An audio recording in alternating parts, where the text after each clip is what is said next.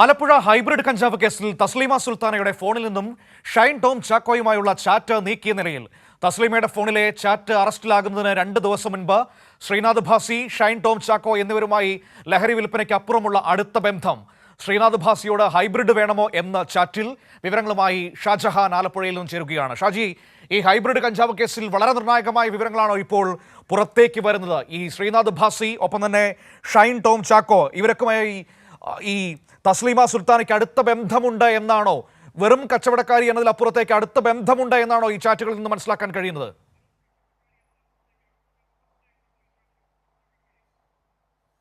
തീർച്ചയായിട്ടും മനോ, ഹൈബ്രിഡ് കേസുമായി ബന്ധപ്പെട്ട് ഇപ്പോൾ കഴിഞ്ഞ ദിവസമാണ്, അതായത് ഇന്നലെയാണ് ഈ 3 പേരെയും എക്സൈസ് വീണ്ടും കസ്റ്റഡിയിൽ വാങ്ങിയിരിക്കുന്നത്. 4 ദിവസത്തേക്കാണ് ചോദ്യം ചെയ്യാൻ വാങ്ങിയിരിക്കുന്നത്.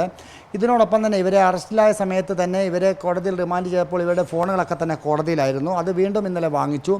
അതിൽ നിന്നും വിശദമായി പരിശോധന നടത്തിയപ്പോഴാണ് ഇത്തരത്തിലുള്ള ചാറ്റുകൾ ഡിലീറ്റ് ചെയ്ത രീതിയിൽ കണ്ടെത്തിയത്. ശ്രീനാഥ് ഭാസിയുമായിട്ട് ചാറ്റ് ചെയ്തിരുന്നു, അതോടൊപ്പം തന്നെ ഷൈൻ ടോമുമായിട്ട് ചാറ്റ് ചെയ്തിരുന്നു. ഈ ചാറ്റിലെ വിശദാംശങ്ങളൊക്കെ തന്നെ ഇപ്പോൾ എക്സൈസ് ശേഖരിച്ചുകൊണ്ടിരിക്കുകയാണ്. ഇതിപ്പോൾ ഫോറൻസിക്കിന് കൈമാറാനുള്ള നീക്കമാണ് നടക്കുന്നത്. കാര്യം പൂർണ്ണമായിട്ടും ഇതിലെ ചാറ്റുകളൊക്കെ തന്നെ ഡിലീറ്റ് ചെയ്തു.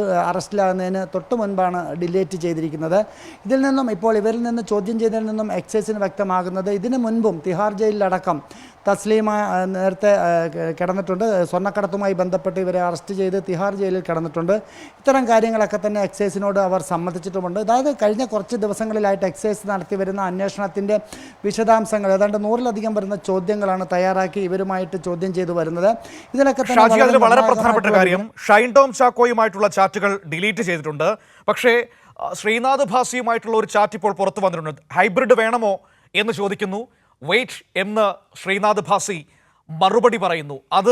ആ ചാറ്റുകൾ ഇപ്പോൾ ലഭ്യമായിട്ടുണ്ട് എന്നാണ് ഞാൻ മനസ്സിലാക്കുന്നത്. എക്സൈസിന്, അന്വേഷണ സംഘത്തിന് ഒരുപക്ഷെ ഫോറൻസിക് പരിശോധനയ്ക്ക് അതല്ലെങ്കിൽ മറ്റ് ശാസ്ത്രപരമായ പരിശോധനയ്ക്ക് വിധേയമാക്കി ചാറ്റുകൾ വീണ്ടെടുക്കാനുള്ള നീക്കത്തിലേക്ക് പോവുകയാണോ ഇപ്പോൾ അന്വേഷണ സംഘം?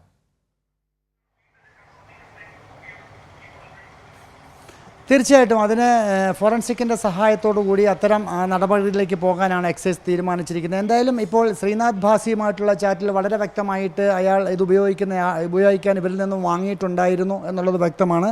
കാര്യം അതുകൊണ്ട് കൂടിയാണ് ഇപ്പോൾ രണ്ടാമത് വീണ്ടും ഹൈബ്രിഡുമായിട്ട് വന്നപ്പോൾ അത് വേണോ എന്ന് ചോദിച്ചപ്പോൾ ആ ചാറ്റിന് അല്പം ഒരു ഗ്യാപ്പ് കൊടുത്തുകൊണ്ട് വെയിറ്റ് നിട്ടത്. പക്ഷേ അതിനിടയിൽ തന്നെ ഇവരെ അറസ്റ്റ് ചെയ്യപ്പെടുകയായിരുന്നു. എന്തായാലും ഈ കേസുമായി ബന്ധപ്പെട്ട് ആദ്യം മുതൽ തന്നെ ഈ 2 പേരുടെ പേരുകളാണ് ഉയർന്നു വരുന്നത്, ശ്രീനാഥ് ഭാസിയുടെയും അതോടൊപ്പം തന്നെ ഷൈൻ ടോമിൻ്റെയും.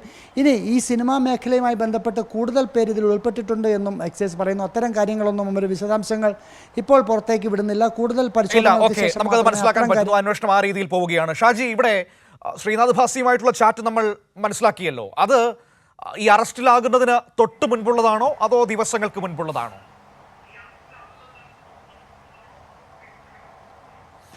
അറസ്റ്റിലാകുന്നതിന് തൊട്ട് മുൻപുള്ള ചാറ്റുകളാണ് ഡിലീറ്റ് ചെയ്ത നിലയിൽ എക്സൈസിന് ലഭിച്ചിരിക്കുന്നത്. കാര്യം എക്സൈസ് പിടികൂടുന്നതിന് തൊട്ട് മുൻപ് തന്നെ അവർ ഈ ചാറ്റുകളൊക്കെ തന്നെ ചാറ്റ് ചെയ്ത ഉടൻ തന്നെ അത് ഡിലീറ്റ് ചെയ്തിരിക്കുന്നു.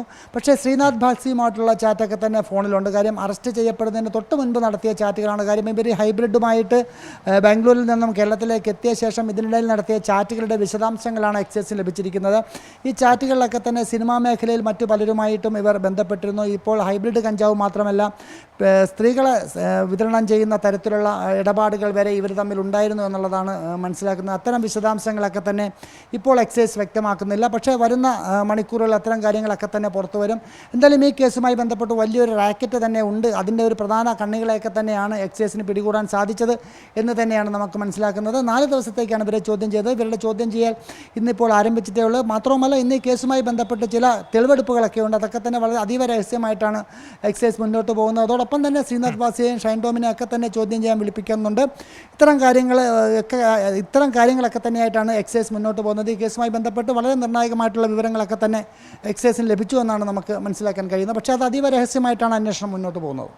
ശരി, വളരെ പ്രധാനപ്പെട്ട വിവരങ്ങളാണ് ഇപ്പോൾ വരുന്നത്. ഷൈൻ ടോം ചാക്കോയും ശ്രീനാഥ് ഭാസിയുമായി ചാറ്റ് ചെയ്തിരുന്നു തസ്ലീമ സുൽത്താന എന്ന് പറയുന്ന ആലപ്പുഴ ഹൈബ്രിഡ് കഞ്ചാവ് വേട്ടയിലെ പ്രധാനപ്പെട്ട പ്രതി.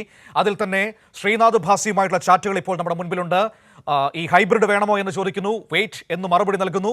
പക്ഷേ ഈ ഷൈൻ ടോം ചാക്കോയുമായി എന്താണ് സംസാരിച്ചതെന്ന് അറിഞ്ഞുകൂടാ. ആ ചാറ്റുകൾ ഡിലീറ്റ് ചെയ്യപ്പെട്ട നിലയിലാണ്. ഏതായാലും ആ ചാറ്റുകൾ വീണ്ടെടുക്കാനുള്ള ശാസ്ത്രീയപരമായ പരിശോധനകളിലേക്ക് അന്വേഷണ സംഘം കടക്കുന്നു എന്നതാണ് വളരെ പ്രധാനപ്പെട്ട കാര്യം.